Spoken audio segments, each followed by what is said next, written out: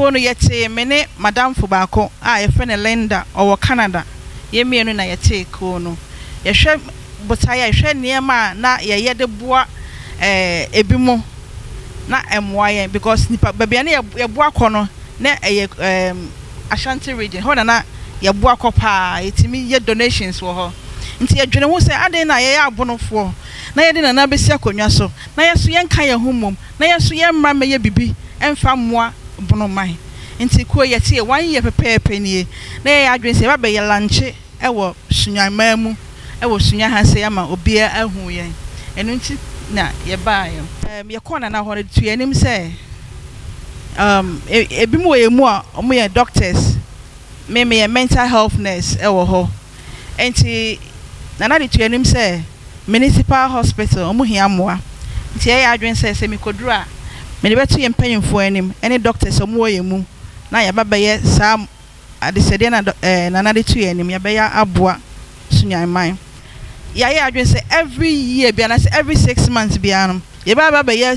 free health screening because ye were doctors wo ye mu ye were nurses wo ye mu nti adenti na ye ntimi mama ye free screening emfa moa ye Bonoman eno so ya de kese a eda yakoma so a ye pese ye boa ma Bonoman ekone efa ne ntuma pafura ye nim se ye wo Bonoman ko bebre ye wo mekọ bono wo ho a mo so mutimi hyiehye mu ba ye de ye pese ye so ye boa ye sunwan ne mpatamu ede tiremu kwa akire ba bia nti so badwane ko we ya enye se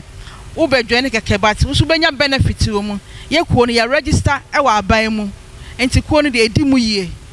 if say ya register na wo beka ko no ho a nhihye bebre so wo ye constitution e wo ko no mu a wo so be den wo be so mu bi amayen ye ko no members wo mu nyina obia wo emwa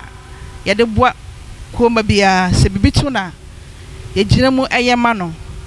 se ye ko ba bi hu ka ye kwa ye nko depend e wo ko ne so ana se nipa kro ne so ye ma ko ba no ho tono nti se ye kwa ye make sure say ye ye ko no ye de bibibia beko ye mfa na duane meka ye de duane ho nanso na fade ne sika se de ma na se na bom de se de ma no bia no ye de ma no pepepa ye mfa ye nsanka nanso ye koso na duane de ye mfa nka ye ho ne transportation ka ko ne ka enye member ne ka nti ye ko ne de mu ode yie ena afa so ye ya adwen se ya be ya Bonoman a ye de na na si akonwa kase isu de ye pese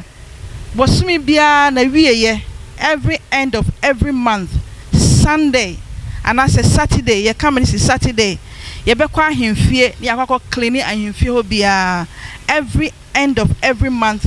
ending bia Saturday ya tuasi ye ho se wo ye Bonoman a wa bedwane Bonoman association de e wo se me kwa ahemfie ni ye kwa clean ho nyina kama